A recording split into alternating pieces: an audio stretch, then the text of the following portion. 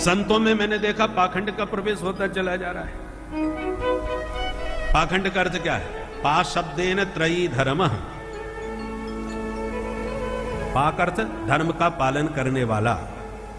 तो जिस धर्म का पालन करना चाहिए, वेद विहित धर्म का आचरण करना सबका कर्तव्य है। तो जो शास्त्र धर्माचरण का आदेश देते हैं, उन्हीं बातों का जो खंडन करने लग जाए, शास्त्र वचन का खंडन करने लग जाए, उसी का नाम है पाखंड।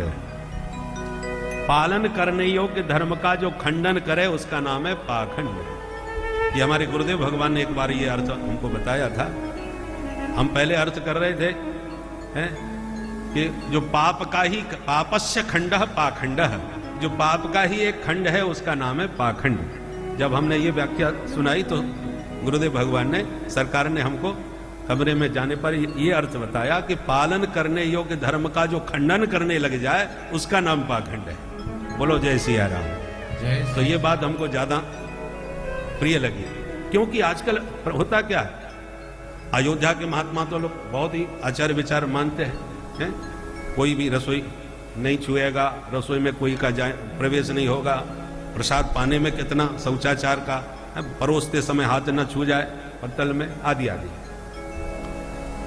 तो जो आजकल इस प्रकार से आचार विचार साधु बहुत विशेष रूप से करते हैं, संसारी आजकल के लोग उन्हीं को पाखंडी कहते हैं। और जो सब कुछ खा ले, चाहे जिससे खा ले, चाहे जहां खा ले, चाहे जैसा खा ले, अरे महाराज जी हमारे बड़े सरल हैं, कुछ भी खिलाओ, कैसा भी खिलाओ, कहीं भी खिलाओ। वो पाखंड नहीं दिखाते। वो एक अयोध्या के महात्मा जी आए थे, बड़ा पाखंड दिखा रहे थे महाराज। हमारा कितना मन था कि अपने हाथ से परोस के खिलाए, हमारे हाथ का खाते ही नहीं थे, दूर कर देते, रसोई में ही नहीं घुसने देते थे महाराज। तो उल्टी बात हो गई कि नहीं? जो आचार विचार का शास्त्र विहित पालन करना चाहिए, उसी का जो खंडन करके सब कुछ खाने पीने लग जाए, लोग उसको तो सिद्ध समझते हैं। और जो आचार विचार का विधिवत पालन करता है, लोग उसको पाखंडी समझते हैं।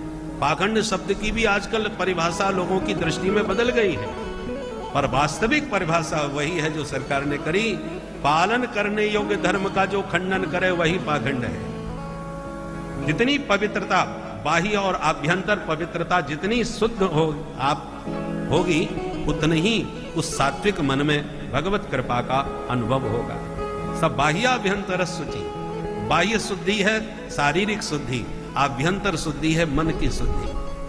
दोनों तन मन से जितना जीव पवित्र शुद्ध होगा, उतना ही वह भगवान की कृपा का अनुभव करेगा। और नारद जी कहते हैं, संतों में पाखंड होते हुए हमने कल काल में देखा। गृहस्थों में भी बहुत गड़बड़ी हो गई, विरक्तों में भी गड़बड़ हो गई। अंत में हमने सोचा वो किसी के चक्कर में नहीं पड़ते, क्योंकि कलयुग ने और अधर्म से मित्रता कर ली है। वो तांडव मचाया है संसार में आजकल कि कली दावानले नाट्य साधनम भस्मतांगतः। कलयुग की दावाग्नि में कल्याण के सारे साधन भस्म होते चले जा रहे हैं।